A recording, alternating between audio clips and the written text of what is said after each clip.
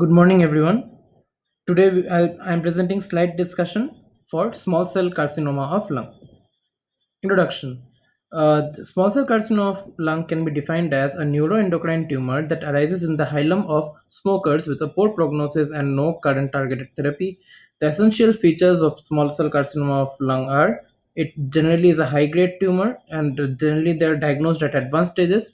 It is almost exclusively associated with smoking or tobacco exposure and they are positive for at least one neuroendocrine marker. Terminology. They are also known as oat cell carcinoma or malignant carcinoma.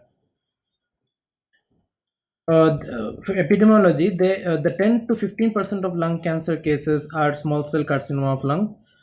They have equal male to female predisposition, and 70% of small cell carcinoma of lung have metastasis at the time of diagnosis.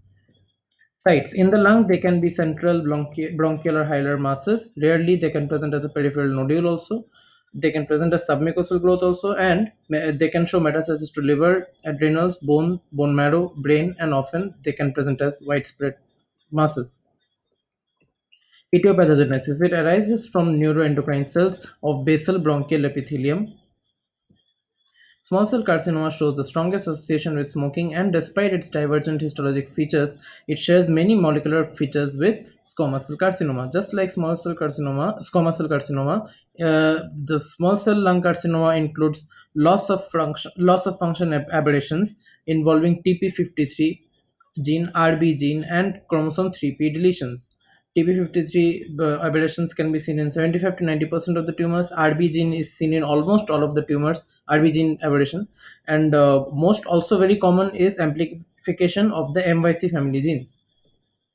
Clinical features: patient may present with cough, dyspnea, history of weight loss, and also this disease, the small cell carcinoma of lung can be associated with paraneoplastic syndromes, that is adrenocorticotropic hormone production which leads to Cushing syndrome, the antidiuretic hormone production which leads to syndrome of inappropriate antidiuretic hormone secretion which leads to hyponatremia. Also, it can be associated with Lambert-Eaton syndrome and limbic encephalitis. Patient can also present with superior vena cava syndrome. Histopathological features. For gross features, small cell carcinoma of lung will present as a central or hilar white tan soft friable necrotic mass. It may also present as peripheral nodules which will be circumscribed and will have a fleshy cut surface. As seen in this picture, we can see that the small cell lung carcinoma arising from the central hilum, and the tumor is white tan and it appears fairly solid, and but still some areas of necrosis can be identified. Microscopic features. The tumor consists of round to oval blue cells with minimal cytoplasm and usually small to medium sized cells there. The nuclear features consist of finely dispersed chromatin, also known as salt pepper chromatin, which is a hallmark feature of neuroendocrine tumors. No distinct nucleoli it will have, and smudging and high mitotic rate will be seen. Stroma will be thin, delicate, scant, fibrovascular. Necrosis and apoptosis of individual cells is common.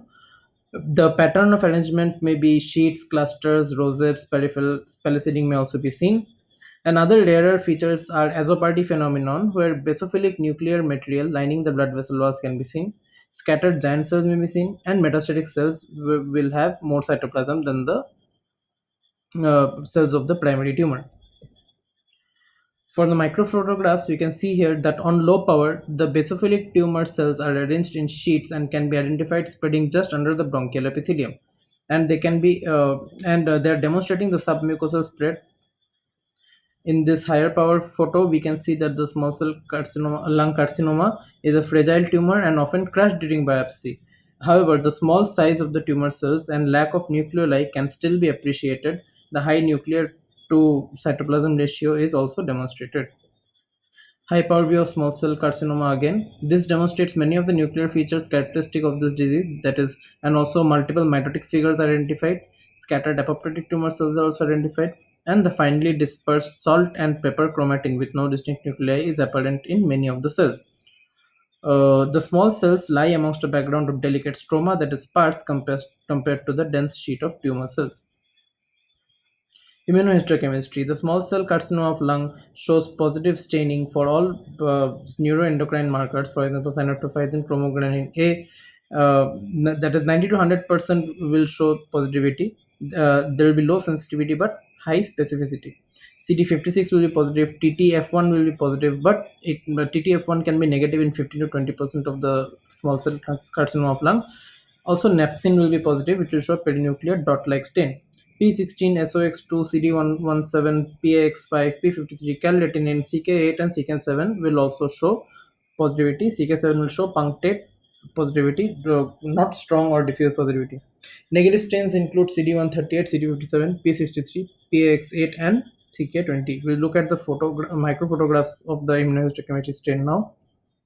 Here we can see positivity for CK7, and the characteristic dot-like punctate perinuclear staining pattern can be appreciated here with the scattered positivity demonstrated.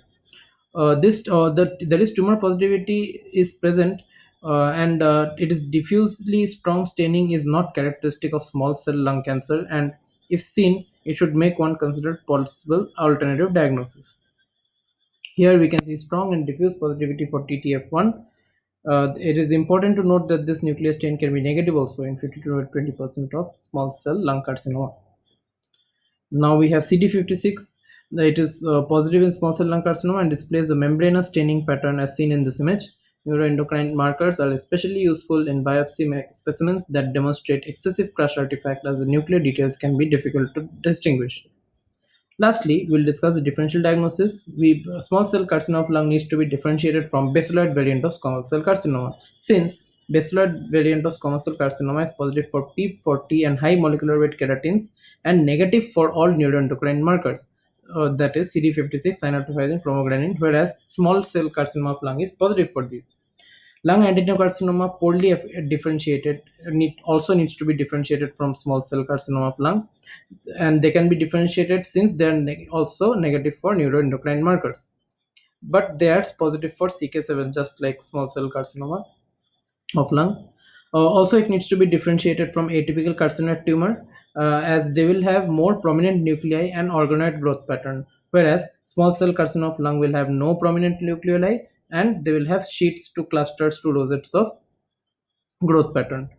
Lastly, we have large cell neuroendocrine carcinoma. Obviously, they will have larger cells with more cytoplasm and they will be usually peripherally located, whereas the small cell carcinoma will have smaller to medium sized cells with less cytoplasm. Thank you.